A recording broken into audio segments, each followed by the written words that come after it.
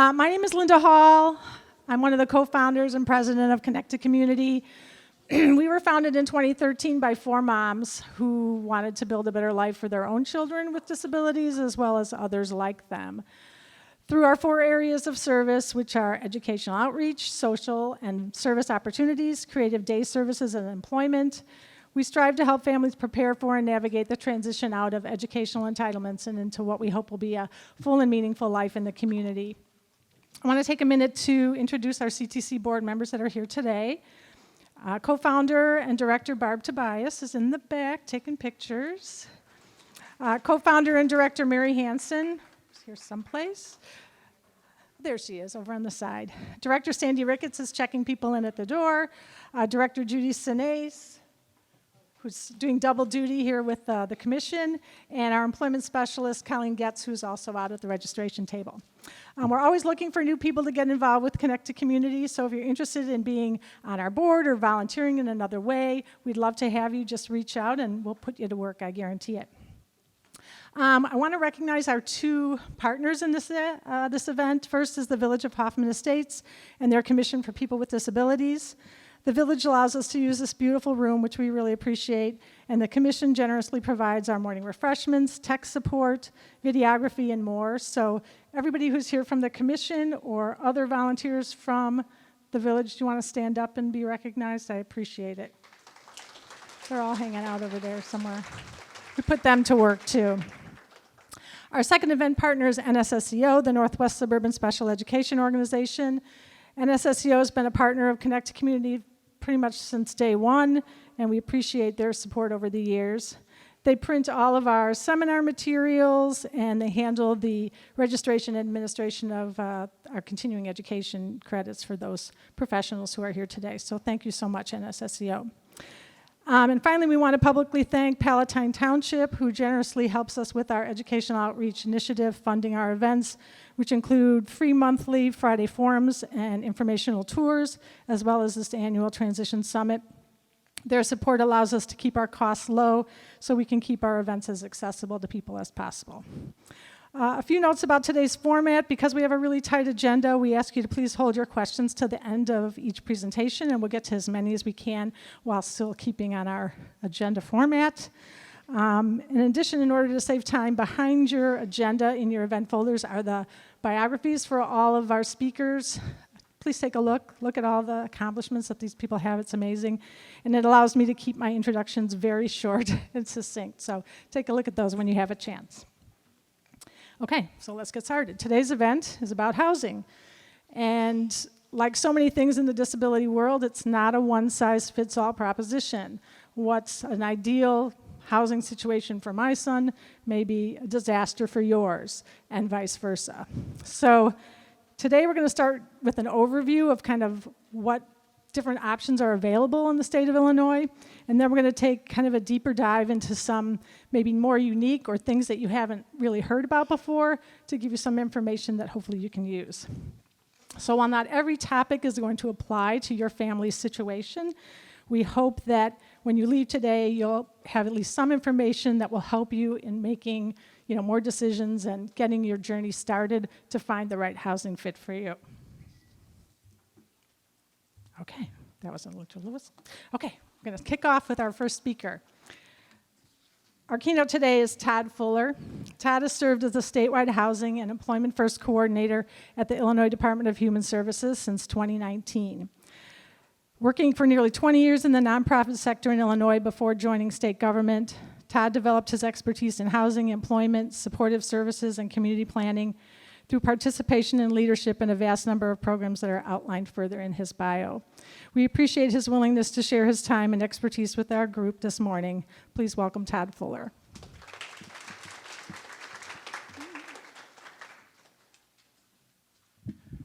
Good morning, and thank you, Linda, for inviting me. Thank you all for having me here and showing up today to learn more about housing options in Illinois.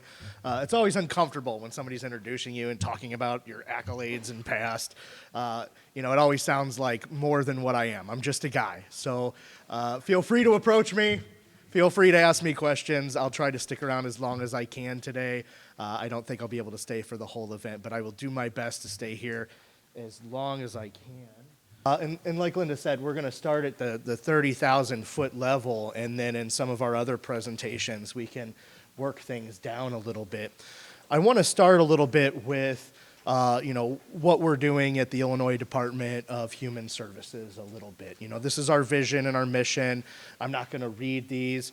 I'm going to go into a little bit more detail on some of our housing principles and values that we have and that we're trying to more and more inject into all of our programs. And one thing that we understand is that there's no one-size-fits-all approach to any problem. Anytime you have a one-size-fits-all approach, you're leaving somebody out, right?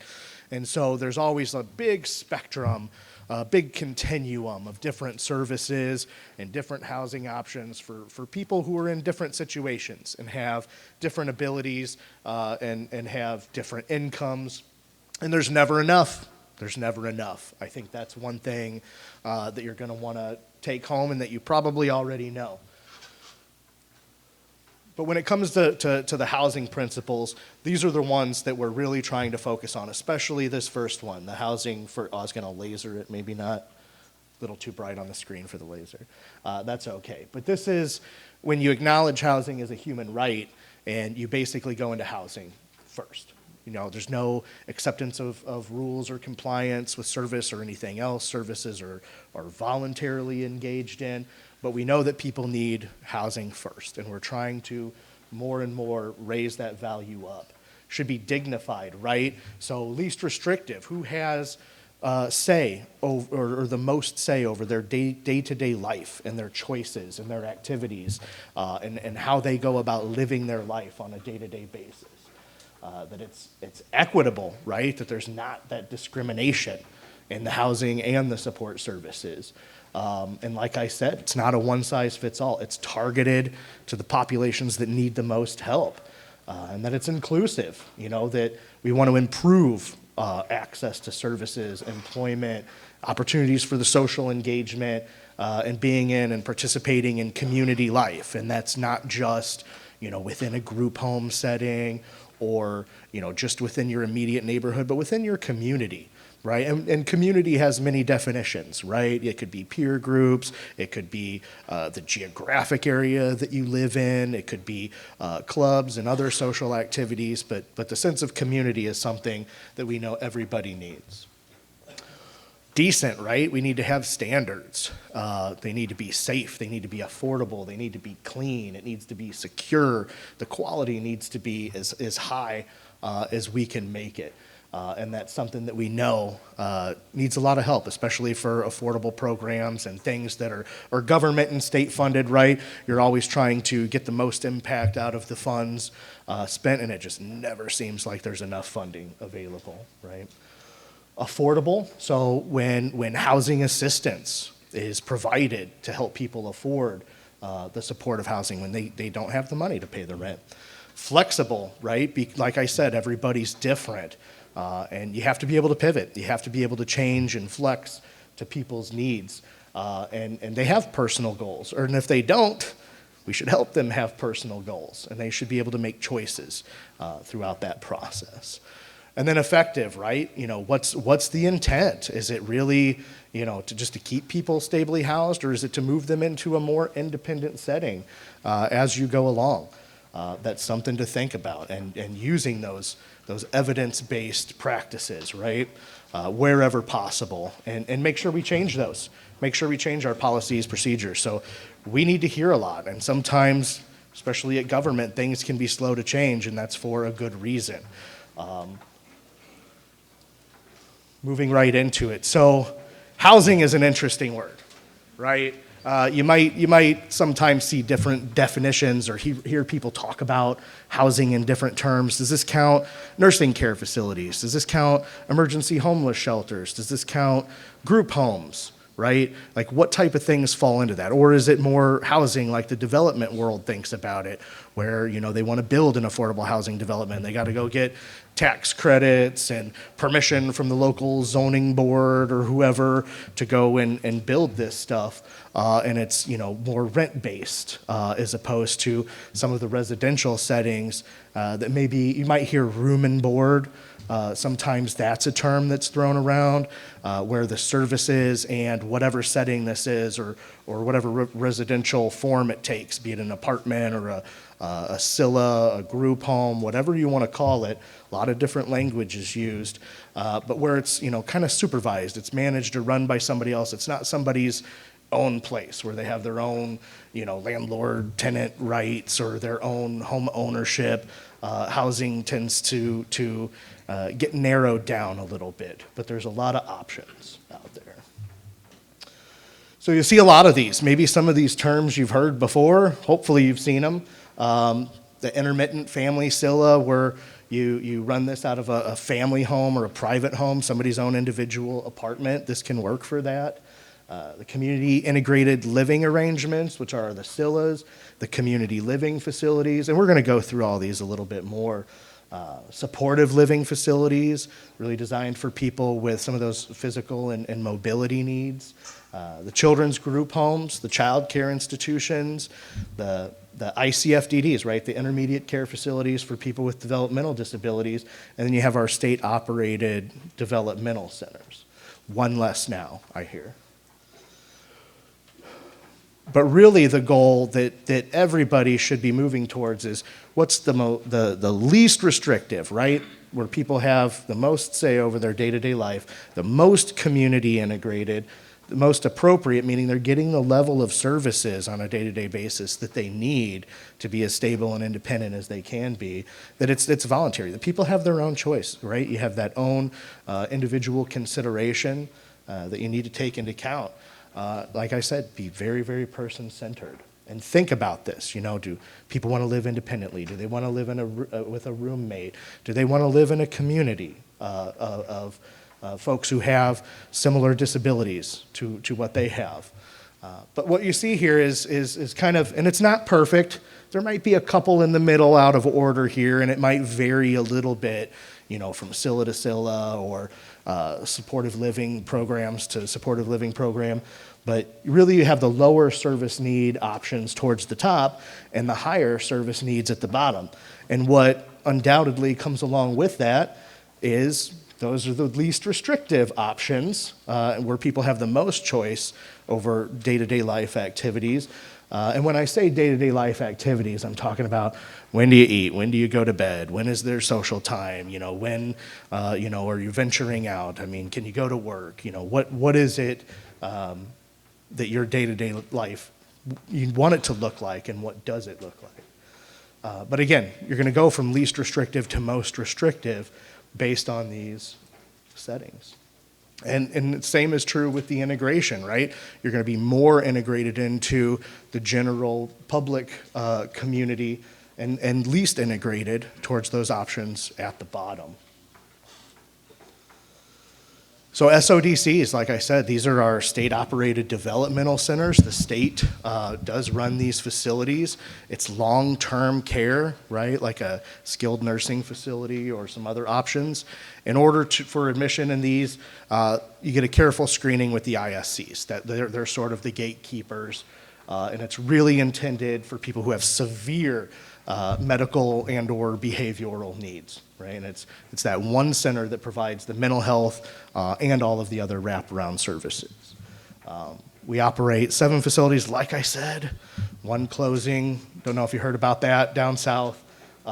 Probably won't affect most people in our area, but way down in southern Illinois, the Choate facility is going to be closing if it hasn't already. But you can find these links. I believe they're going to send this out electronically after today's meeting, but you shouldn't have to write all these down. Hopefully you can just click these links from the PDFs that will go out later. But this is where you can find information about the SODCs, and there's a list of all those facilities. So the intermediate care facilities for people with intellectual and developmental disabilities, I got used to calling it ICFDD, and now they've changed the letters now to ICFIID. That's fine. They're always changing their wonderful alphabet soup around. I can't keep up with everything. All the acronyms I deal with on a daily basis would blow your mind. But they do change them from time to time, so I'm trying to keep up. Again, this is another long-term care facility. This is considered long-term care, but it's that training, treatment, health services, but it's really directed towards folks acquiring, the skills and the behaviors necessary for them to function with as much self-determination and independence as possible. That means it's not intended to be forever, right? We go back to that spectrum of options for people, and we should constantly be rethinking this. Maybe the level of independence was appropriate at one time. Maybe now somebody's ready for more independence, right? People grow, people develop, and people change over time. That's everybody, and I think probably this room knows that as well as anybody. And again, the list of those facilities and more information you can find at this link here. So supportive living programs. This is the first one that we're pulling up that is not specific to persons with developmental disabilities, right? But we do see folks who have some physical and mobility needs, who have developmental disabilities, finding these programs maybe the most appropriate places for them to reside, whether temporary or even on a more permanent basis. So HFS, there's one of those acronyms I was talking about. Oops, I better stay with the microphone. There's one of the, I like to move around, so this is hard to just stay here in this box. So I'll try to move with my arms and stuff like that so you guys don't get bored and unenergetic. But that's healthcare and family services, right? That's one of our sister state agencies, and they're the Medicaid entity for the state of Illinois. So a lot of, when you go to apply for Medicaid and SNAP benefits or food stamps, if somebody's still using that language, but you get like the cards now, and it's called SNAP and LINK and all that. More acronyms, of course. But HFS kind of governs and works with the federal government on how to apply the Medicaid funding. So when you apply, you're applying usually at an IDHS office. We're sort of the gatekeepers, and we take in all those applications because we have so many locations around the state, which, by the way, we have like 15,000 employees at IDHS. So if you ask me if I know somebody or about some of our programs, I might have never heard of them before, just a heads up. But the HFS waiver that they put for supportive living programs, it allows payment for services that you wouldn't normally get covered by Medicaid, so they can make these work. And some things they don't pay for, right? But again, they don't do everything. So if folks have a level of care above this, it's not to say that it might not be the right setting for them to help with their physical and mobility issues, but they might have to have some external help because the facilities, won't be able to pay for some of the services that are above and beyond what's kind of listed here. And again, the resident's responsible for paying the cost of the room and board at these facilities. So a lot of times it can be really, really tight for folks with their income.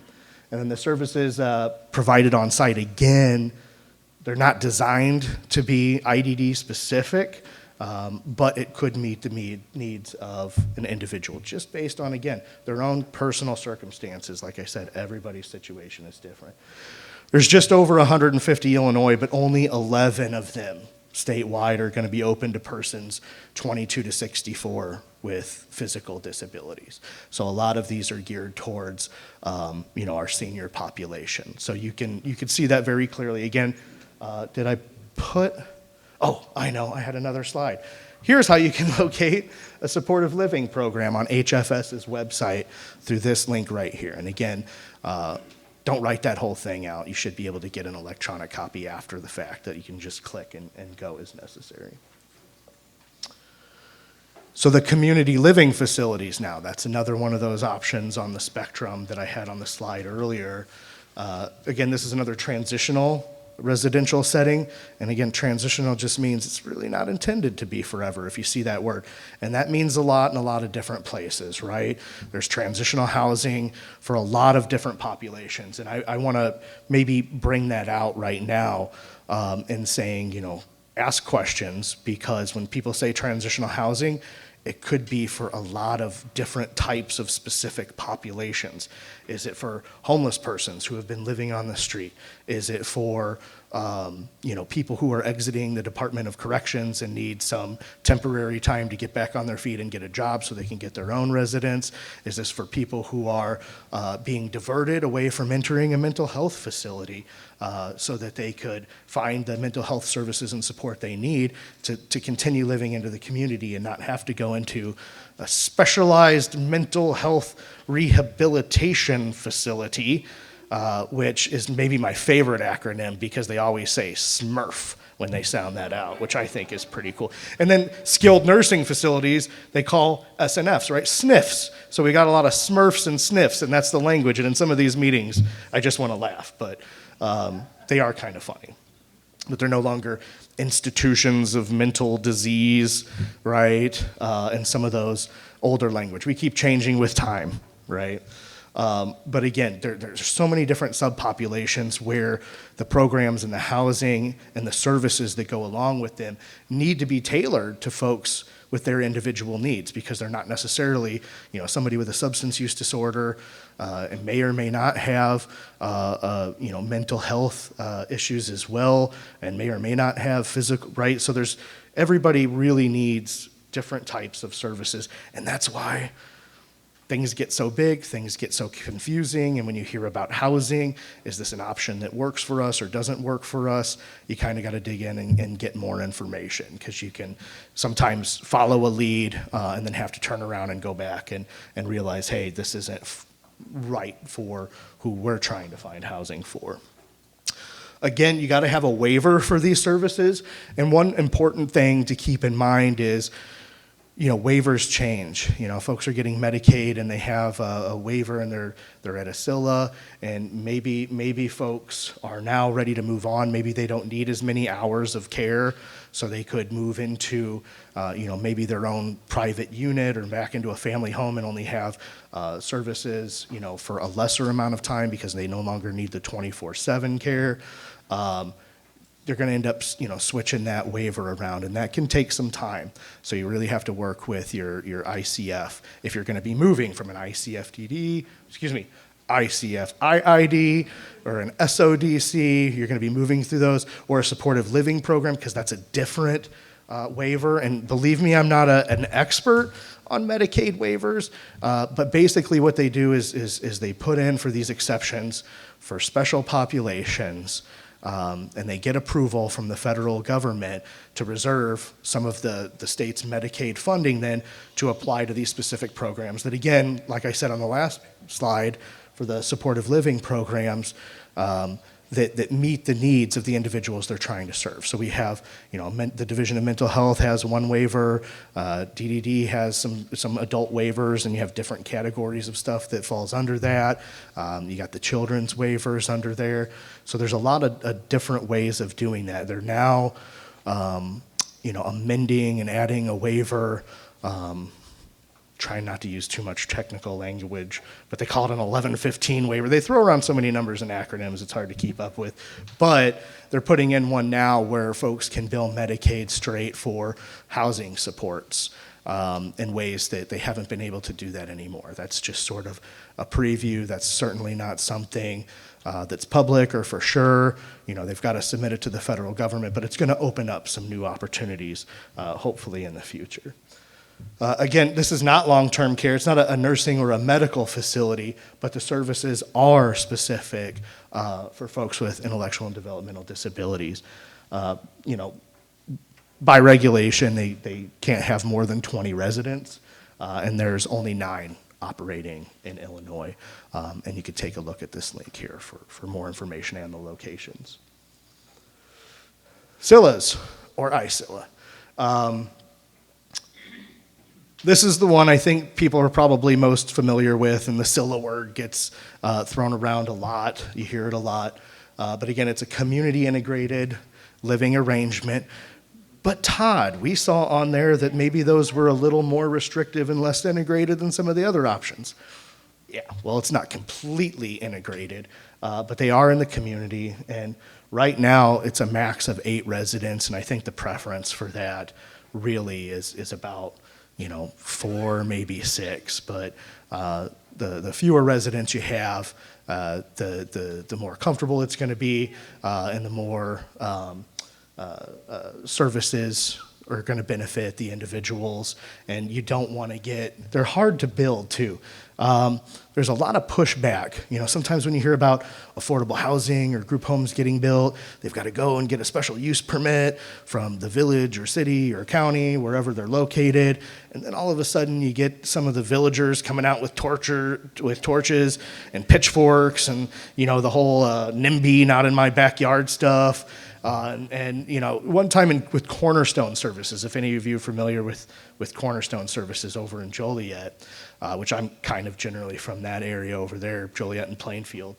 I went to a public hearing, and it was one of the worst things that I've ever experienced and one of the best things that I've ever experienced, because they were putting in what they wanted to build was a CILA in a neighborhood in Joliet, and I don't know why, and for the life of me, I can't figure out why, but the other people in the neighborhood came out and they're like, oh, this is going to increase traffic.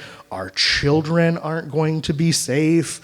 They're going to put people with deviant sexual behaviors and things like that in that housing, and just some of the most god-awful things I've heard. And I'm like, what are you talking about? Just because you heard one news story one time where, somebody might have got hurt at a group home, now all of a sudden you want to assume that's the case, everywhere, and it's just not.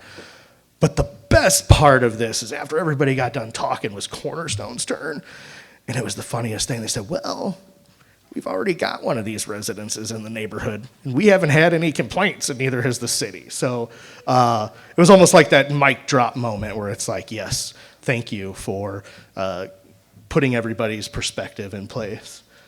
Again, so these are scheduled and unscheduled supports. This is IDD-specific services. So for the ICILA and things like that, you got to work with a provider who has the capacity to provide those services and go to people's homes. I know that's a tough barrier, and believe me, right now across all of our service systems, staffing is a challenge. We keep trying to increase rates. We keep trying to make the pay better for the folks who are providing these services and working in these environments. But that's difficult, and we're always running short. Just doing a time check. So I just want to be mindful in saying, there's only so many of these. Sometimes they're difficult to put up in the places where they're needed for the reasons I've stated and many other reasons. It's hard to make some projects financially viable. A lot of nonprofits are running these organizations, so for nonprofits to grow, they've got to know that funding and resources and grants and donations and everything else are going to be in place to support that growth in their capacity. So there can be a lot of barriers and challenges to getting these things going and making sure that they're located everywhere that they're needed. And like I said, there's many more individuals seeking this setting than there are openings to accommodate them. So now we're going to change gears a little bit and get into supportive housing. Those were sort of, like I said, the Division of Developmental Disability specific programs that are supported other than the supportive living programs, which are through HFS. But we're going to start to think about things a little bit differently. So supportive housing, there's a more general definition here where it's units for people with very low incomes, right? It's meant to be affordable when we talk about supportive housing. And disabilities, which is just multiple barriers to community living, not necessarily DD specific, right? And then they get the social and health services that they need to succeed in the community. But it's affordable, it's permanent, it's independent. So a lot of times that means they have their own lease and their own landlord-tenant rights that go along with that, which is a good thing, and helps people who face the most complex challenges. And again, these words that I love: stability, autonomy, and dignity. And it's not intended for every population that needs affordable housing, right? Supportive housing isn't affordable housing in general. We'll cover that in a little bit. But they need services, right? That threshold's higher. They need housing and they need those support services so that they can live independently. And sometimes it looks different, right? They have this single site project based. Oh, the laser is working a little bit. Okay. Where, this building is dedicated to housing folks with these particular needs. Or you have clustered, maybe it's not the whole building, but it's a wing or a floor or a section, or maybe the organization providing the services is renting out part of a building or a complex or one building out of multiple buildings. The most desired and most integrated, keep throwing that word around, is where you have scattered site, where either there's apartments that are scattered throughout buildings and complexes at different properties used for this purpose, or people choose their own, and then the services are brought to them wherever they're at. And that's really a model that more and more you'll see government trying to focus on. And then you have this integrated affordable too, where maybe you have an affordable housing development and maybe they have some private market units in there as well. And by private market, I mean, not lower rent or not affordable or not subsidized or anything like that. And that's really ideal if you have people with different income ranges living in the same places. That's integration.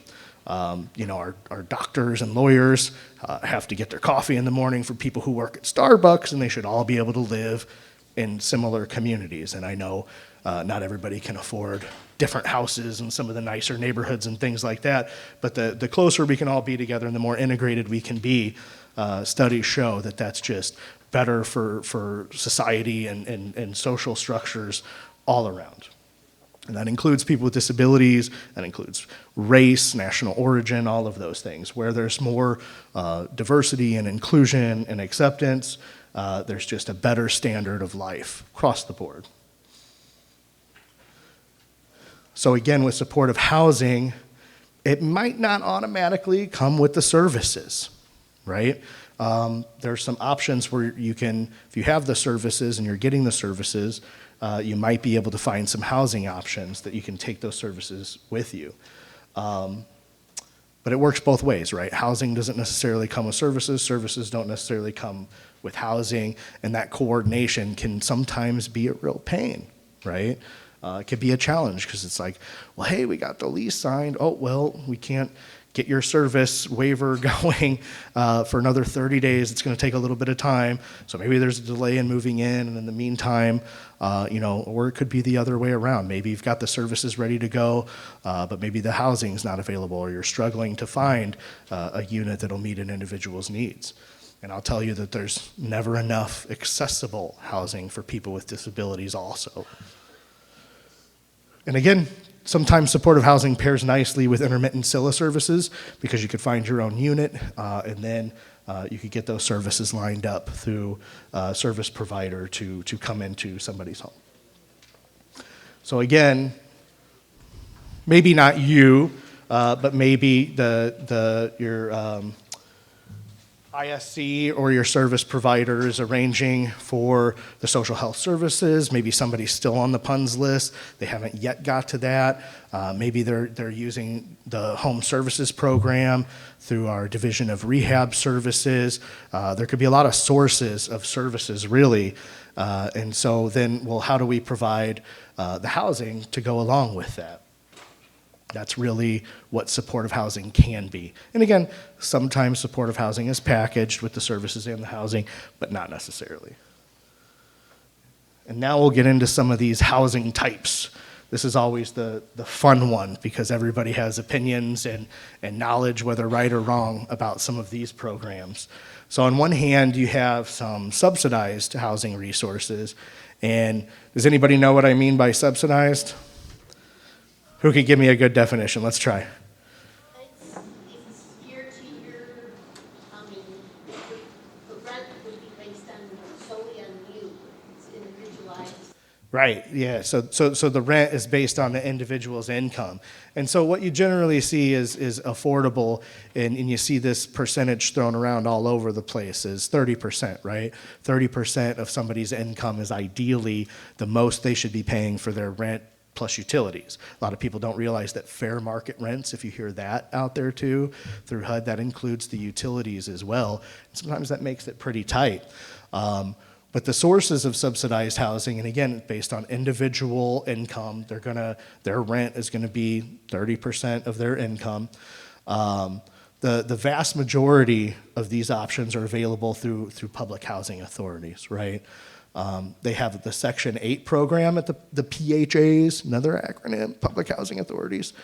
They have the Section 8 program, which is what you hear people say, Section 8 voucher. Well, that's a housing choice voucher. That's what they call it now, but you'll still hear the Section 8 voucher language thrown around.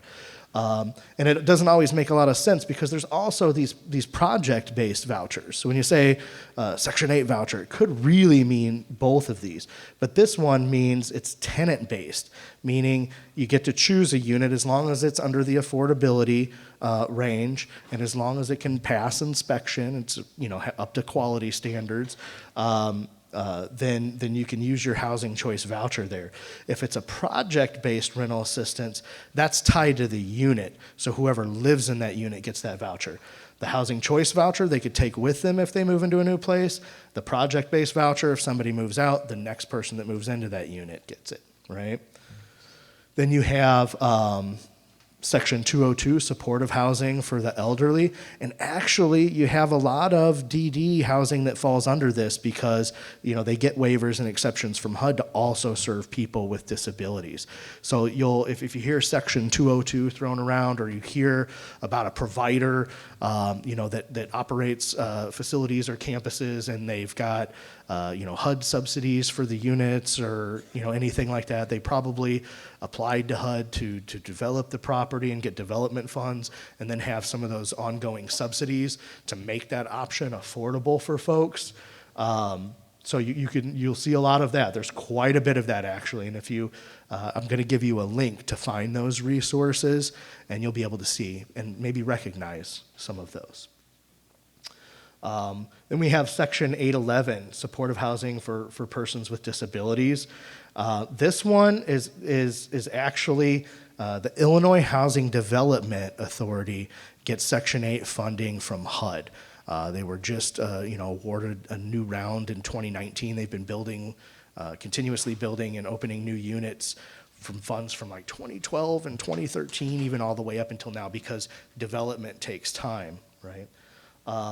But this, if you hear about PAIR or the statewide referral network or any of that stuff thrown around, that actually falls under my direction. And all of these units are accessible through an application. You have to work with an ISC, maybe a housing navigator that you'll hear about later on, or a service provider to add somebody to the list for these units. There's not a lot of them. There's right around 300 of them statewide. But again, this is IDA paying their subsidy. They only have to pay 30% of what their own individual household income is. If they're just one person, then it's just the individual income. And what's great about some of these project-based rental assistance, the 202 and the Section 811, is that these have extended use agreements. EUAs. I know somebody just threw that acronym at me the other day. But what that means is they have to keep that unit affordable, and they have to keep using that unit for those purposes for an extended period of time as a condition of getting the funding to create that unit, right? So sometimes that's a good protection, and we've got a circumstance right now where a building got a new owner, and the new owners are coming in and reviewing everything, and they may or may not want to continue some of their business and residential relationships and leases with some of the folks living there. And right now we're trying to get in between and mitigate that and try to negotiate a little bit to keep folks there. But sometimes that can happen. And so when you're using like a housing choice voucher, or you're in an own independent setting, sometimes that can be a potential risk in the future. So we almost need some of these project-based settings and these places where the money is tied physically to a single location to help keep overall rent prices down, right? Because if everything's just private market, what we saw from COVID is rent went way up, right? Housing prices went way up. You see a lot of landlords being a little bit more restrictive and picky in their tenant selection processes, and you see it being a lot more competitive and increasing, rent application fees. And now we're seeing a lot of these, instead of just security deposits, these non-refundable deposits or administrative fees that we see folks talking about. So when the rental market tightens up, that can make things really, really challenging. And then you have just affordable housing down here, right? And that's where you'll see properties that just have like low-income housing tax credits, and they usually have a pretty mixed bag of financing sources, all of which have their own regulations and requirements and all that type of stuff. So it can make it challenging to run these and challenging to access these sometimes. But they do have lower rents as a result, and they do still have those extended use agreements to make sure that we preserve and keep affordable housing in place. Rent determination. I know I talked about this a little bit, but this is something you want to drive home. Market rate, that's just set at what people will pay, right? Whatever people will pay, that's what they're happy to charge. Excuse me. Income-based housing is really set for a range of affordability, right? So a lot of times what you'll see is, well, this one's set to people who can afford it, who are making about 30% of the area median income. There's another 30%, but it's a different 30%. Or 60% of the area median income. You'll see 30, 50, 60, and 80. That's a lot of them that are thrown around quite a bit. But again, the rents are set at what people who are in those income ranges should be able to afford. And it's not subsidized based on their own individual income. It's usually a set rent. So I see those in the $300, $400, up to the $700 and $800 range sometime, just depending on where you're looking, because the affordability, the area median income, the fair market rent, all that changes depending on where you move around geographically, as opposed to the subsidized housing, again, that we talked about, where it's really based on the own individual's income. Is this all repeat? Does anybody learn? Let me see a hand if you learned something new. Oh, thank God. Some of the crowds I talk to roll their eyes like, yeah, we know this stuff, Todd. But not everybody does. And I want to make sure I'm meeting you guys where you're at, and certainly not where I'm at. You don't want to have this running around in your head all day, every day. It'll turn your hairs white, as I was telling somebody else. Getting a lot more of those. Moving on. So the HUD resource locator. This is a good one because all the investments that the federal government is going to make into developing and providing ongoing support to housing, you're going to be able to find it through this source, right? And you might find some overlap from some other sources too, because like I said, affordable housing, so much harder to develop than luxury housing, right? Luxury housing, you're probably going to have one lender because you're going to be able to show how nice this is and how much people want to live here and how much rent you're going to get, right? Versus the affordable housing where you got to get grants and tax credits and all kinds of special use permits and all. You really got to go through a lot. And so at the closing and when they're financing these projects, it's like a portfolio of stuff happening, right? And it's not easy. So you'll see some of these that HUD invests in. There might be state investments as well, right? There might be tax credits through the state or other programs through the state to help support these.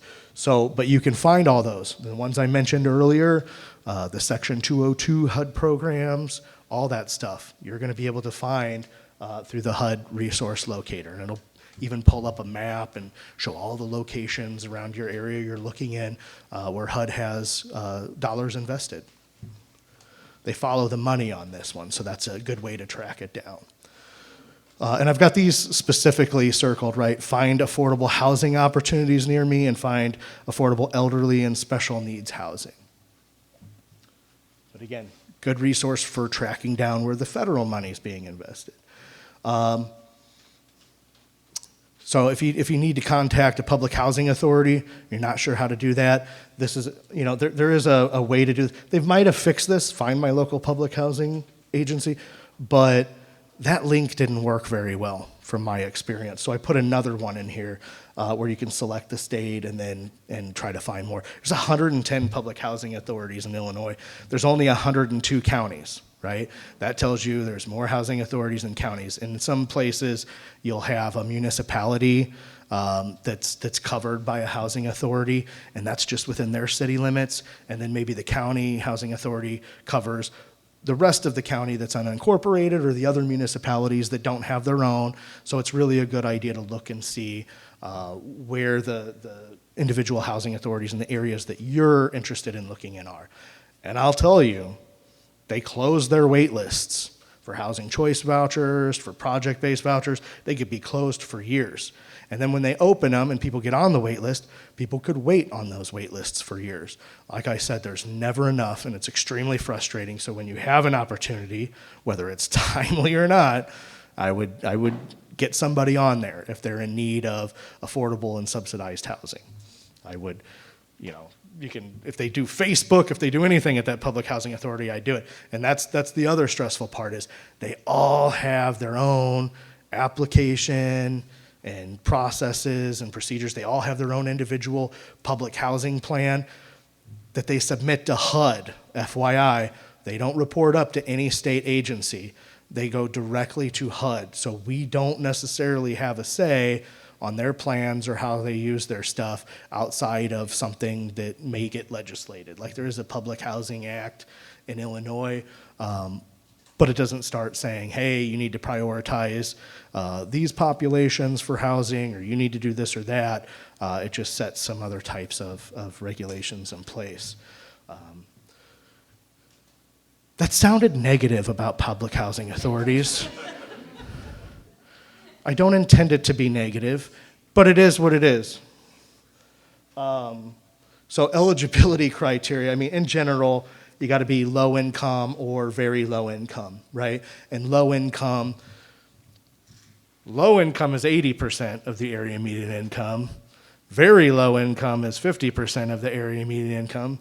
And then extremely low income is 30% of the area median income. So if you see those terms being thrown a lot, that's really what they're talking about. And income limits are tight. $1 over, you're not going to qualify, right? Those are the one things that there's not a lot of flexibility on, are the income limits. So for housing choice vouchers, again, in general, they cannot exceed 50% of the area median income, with resources targeted to households who are at 30% area median income and below. Now I've thrown out, what I didn't include was a link to figure out what your local area median income is, but there's a website called huduser.org. That's where you're going to be able to find things like fair market rents and area median incomes and all those types of income limits and other things that are going to apply to a lot of the housing that you find out there. And again, with the federal funding, we don't have a lot of restrictions when it comes to state funding unless it's a federal pass-through about whether or not somebody's a citizen or a non-citizen. But in a lot of the federal government funded programs, because of statute, you'll find a lot of the permanent options and the affordable housing options, not things like temporary shelter stays or transitional housing. A lot of times they won't have those restrictions, but you will see some of the ongoing subsidies and permanent resources for housing get limited to folks who have a qualifying immigration status. And HUD's got on their website all kinds of rules and regs about that. If you want to do reading and you want to become an expert, you could just Google HUD handbooks, and you go find those handbooks, and you'll see all kinds of stuff in there, and it's impossible to regulate or to navigate and understand all of those all the time. I tell you that because sometimes the properties and the public housing authorities don't even know all of those to a T. So if you get no for an answer and it doesn't sound right, reach out to an expert who might be able to help you navigate those situations and who does know a little bit more. I know more than I ever wanted to about HUD regulations, trust me. Whew. And learning how to navigate those, it's awful. ilhousingsearch.org. So we just saw the resource where you can find where the federal government invests in its housing resources. This is the resource where you're going to find the state investments in housing resources. So the Illinois Housing Development Authority has created this ilhousingsearch.org. It's open to the public. You can create an account. You can save searches for your area or your specific accessibility needs, whatever it is. They require, anybody who's funded through IDA is required to list their units on here. And I mean, there's hundreds of thousands of units on here, believe it or not. And you might see some crossover again, because sometimes the federal government and the state government is investing in housing resources. So they're duplicated. You're going to find duplicates between both of these resources. Statewide Referral Network. Raise your hand if you've heard of this. Okay, that's okay. We're trying to do better about that. But this, in general, it's a partnership of these 4 state agencies, right? HFS that I talked about earlier, Healthcare and Family Services, Department on Aging, us at IDHS, and IDA, the Illinois Housing Development Authority. But we want basically to give service providers first crack at some of the affordable housing resources that are available in Illinois. So what happens is, there's a lot, I'm not going to read through all this type of stuff, but basically, and this does fall under my direction, we're engaging in strategic planning right now to improve some of these processes, and some of our headaches could be on the property side of things as well, but believe me, these are improving. We're housing a lot more people right now than we ever did in the past. We're tightening up. So far in 2023, we're averaging a household a day that we're moving into SRN units. So it is a resource that's growing. It's a resource that's becoming more accessible and easier to access. We're trying to clean that up as much as possible, but it's not an easy task. It's really not an easy task. I could go into the reasons why. If anybody's interested in connecting with me and finding out more about that, please do. We do trainings that are just on this as well.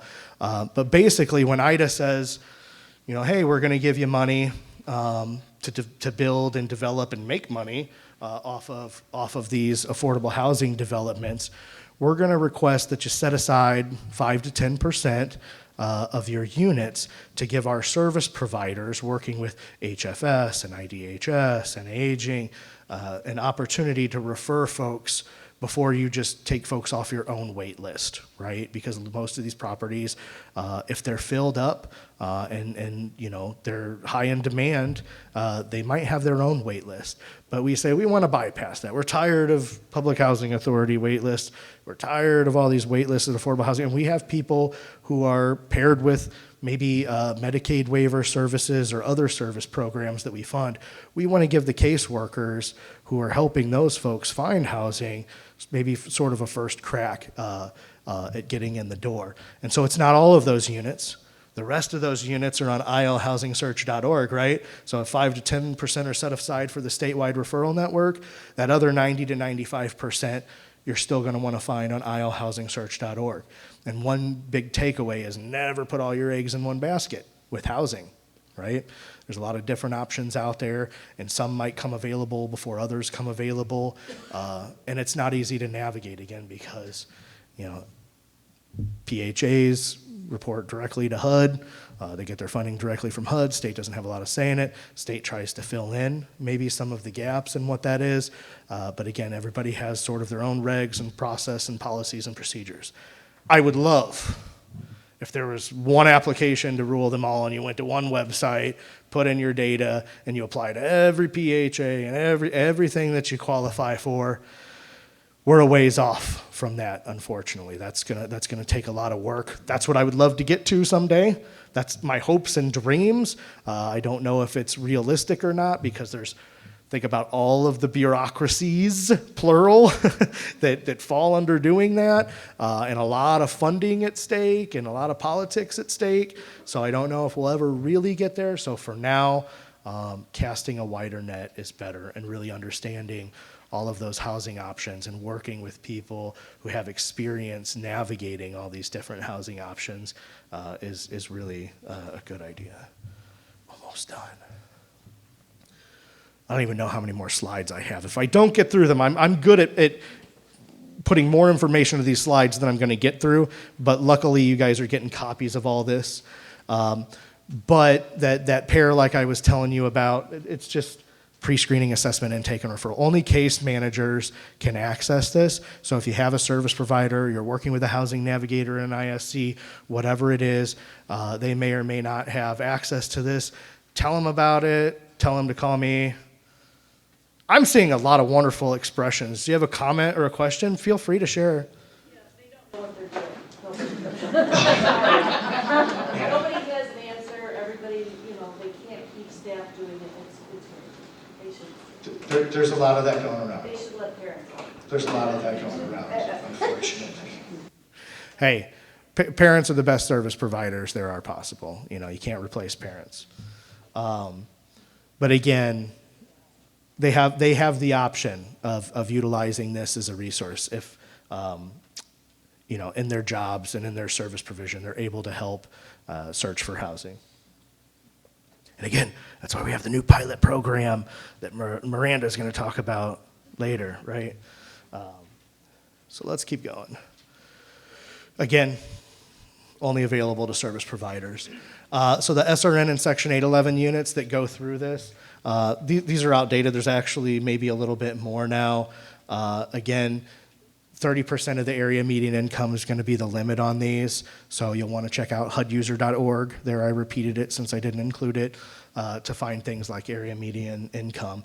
And also the caseworker, if they're inputting potential applications into our system, it will calculate their income eligibility automatically. And again, those Section 811 units, same thing, ongoing HUD subsidy, but it's paid by IDA, not through your local housing authority. And this is where they're located. They really are statewide. Not every county has units in it. 60 out of 102, only about 59% of the counties. But you can see they're spread around pretty good. There's not complete coverage. The 811, little less so, right? There's not as many of those floating around because there's only 300 total.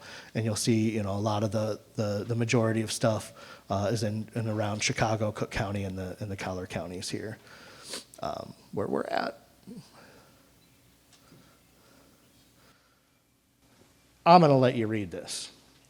I'm not going to spend the time going through all these slides, and because I really do want to open it up for some questions and some back and forth. What do we have, 5 minutes? Okay, I'm curious if you could talk about how intermittent CILAs work, because I'm thinking this is maybe the way to practice self-determination in the state, because you can stay out of day programs if you would like to do that, because they do not work for my son.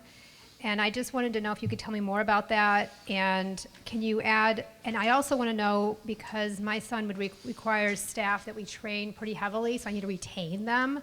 So I wonder if there's a way I can legally add money to what they're getting from the state so that I can retain my staff in that program. And would this work for 24-hour care? I think it would if you apply for the funding. I want to know more about intermittent CILAs. Yeah, I mean, one of the things I'll tell you, and look, I do not work for the Division of Developmental Disabilities, so I'm not going to be able to get into detailed answers about how that works, unfortunately. I wish I knew all that, but I work with, we got 7 divisions at IDHS now. We used to only have 5, right? And so some of those particular, operational regulations and things like that, or whether you can add money and does that affect your eligibility or anything like that, those are really specific questions that I'm not going to be able to answer, but I could tell you this. People used to think that ICILA was limited to 15 hours, which you can throw that out.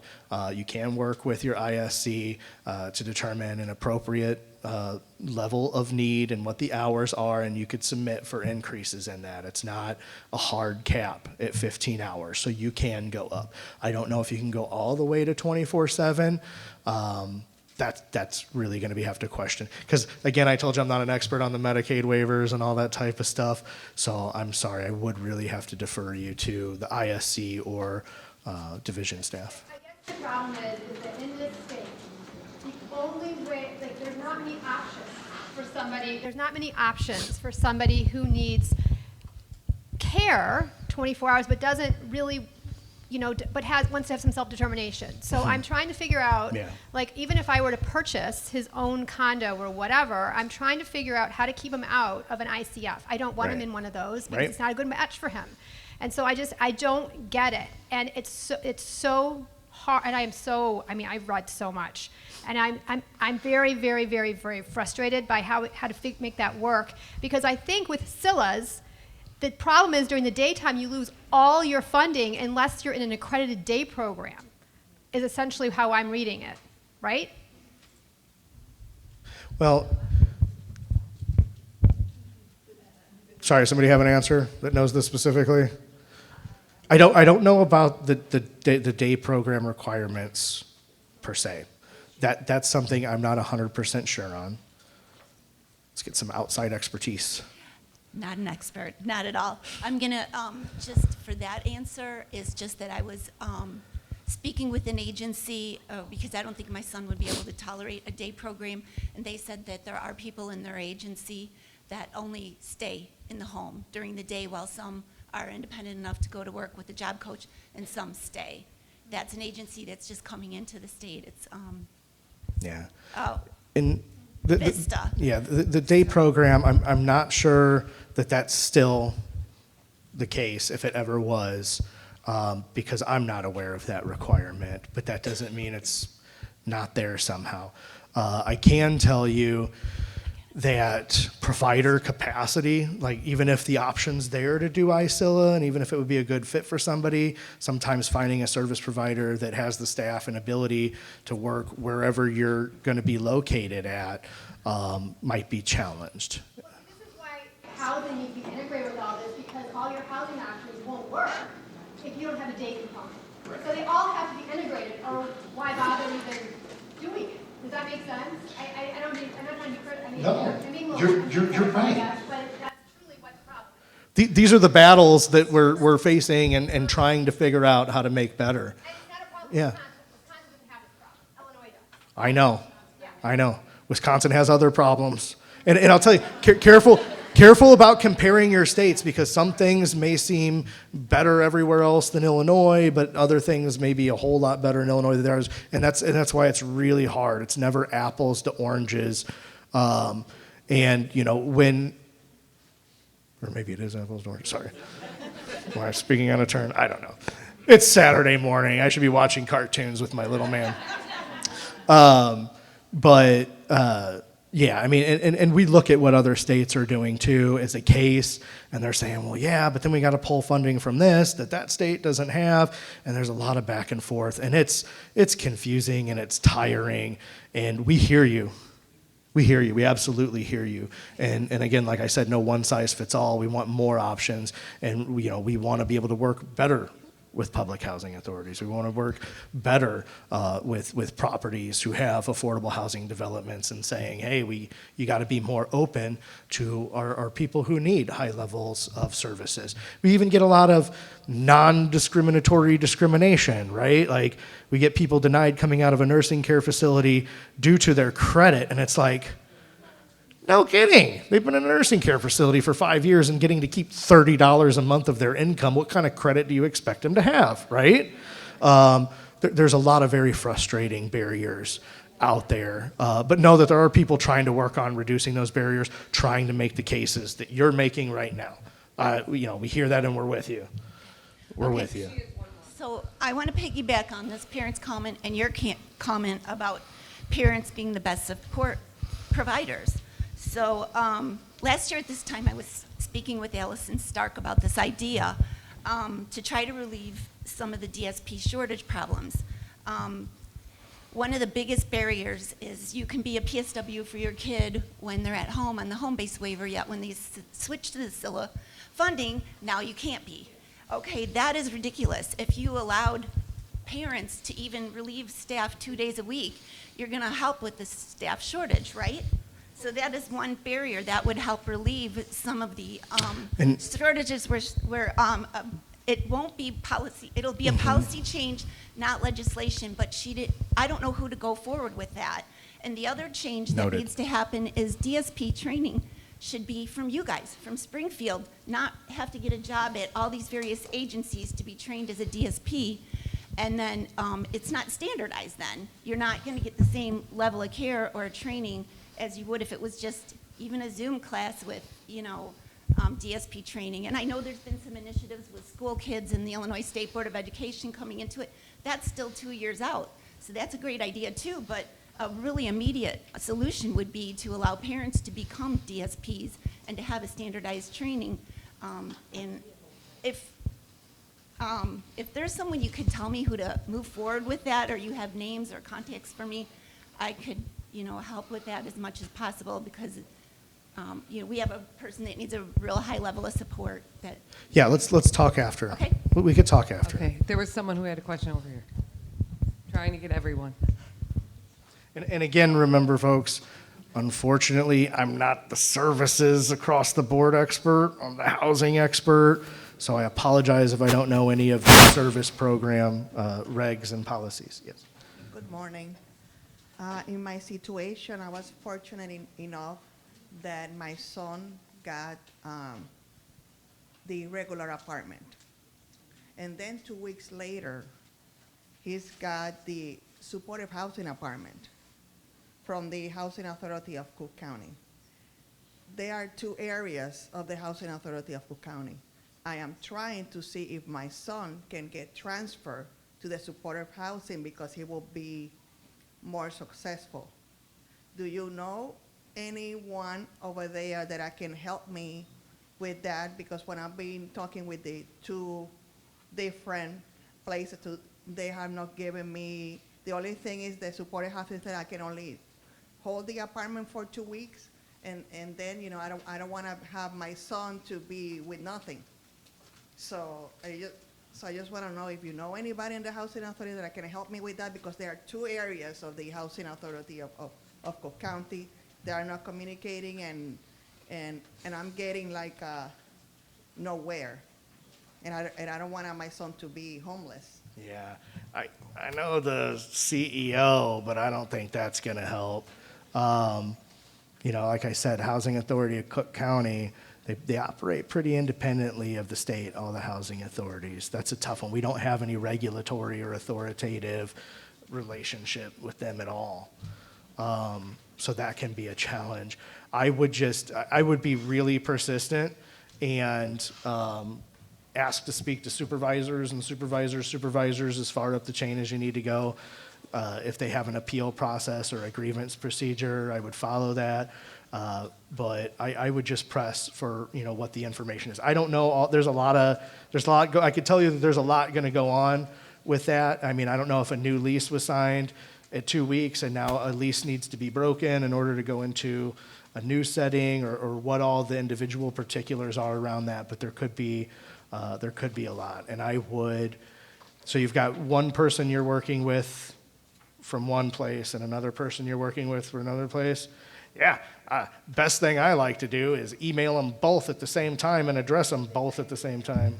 I did, but they're just, so the supportive housing is waiting from an answer, and they haven't answered, and they haven't answered. So that's why they'll see if there's any other ideas of what I do, because I don't want my son to be in the risk of being homeless. Yeah, and you guys, like I said already, housing is frustrating. Remember all those handbooks I told you about? A lot of times, not everybody at every housing authority knows everything about all of those handbooks, right?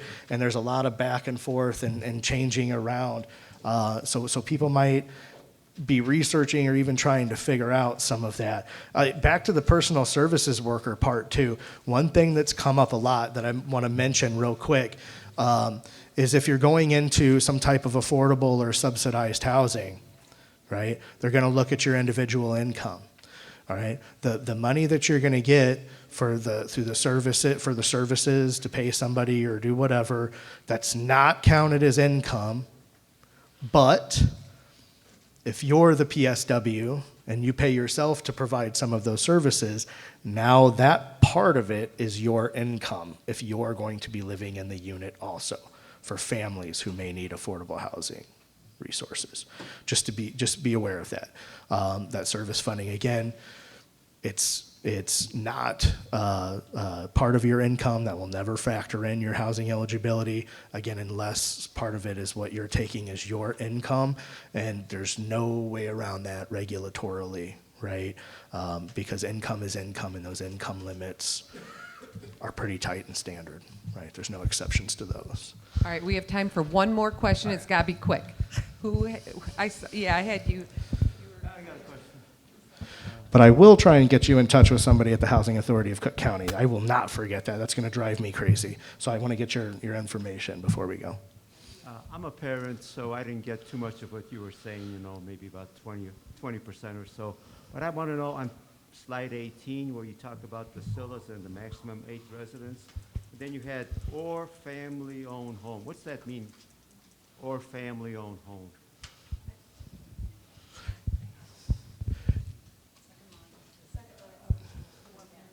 Oh, okay. Yeah, that's for the intermittent CILA. Yeah, what's that mean, family-owned home? Yeah, so that means, if you have, if you have just an individual living in their family home that they grew up in with their family, they could be eligible for ICILA services in the house. So similar services that you would get to a CILA, but in your own home instead of being in another home. Or if, I've seen where people get together and they have 3 or 4 people that they would like to purchase a house and move them in, and then have the intermittent CILA services through a local service provider then come in to provide care for everybody there. That's actually an easier model for a lot of the service providers to do, because that's 3 or 4 people in one place as opposed to just maybe one person in one place.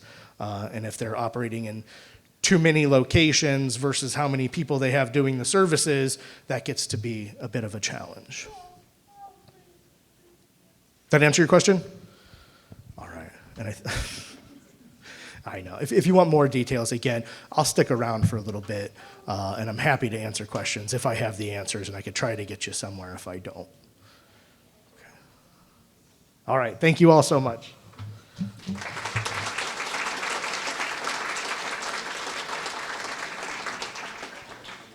We're going to take a break in just a minute, but I want to mention that there's a lot of different advocacy initiatives going on in the state right now. There's a $4 wage increase for DSPs that there's some stuff on. There's electronic visit verification for home-based waiver. There's a lot of things that happen, and so I encourage you, if you're unaware of those, to do a couple things. Make sure that you follow the ARC of Illinois. If you're not a member, join. It's not expensive. You get a lot of information from them, but you can follow them on Facebook too. They put out a lot of things, either from the ARC or for the Lagos Family Advocacy Group. And there's also another initiative called They Deserve More that you should also connect with. They are always putting out, whether it's on Facebook or via email, about legislation that is pending that we want to let our legislators know that we support or don't. But for the most part, it's things we want to do support. So there are witness slips you can submit, super easy. It looks kind of intimidating at first, but it's not at all. We can walk you through it if you ever have a question.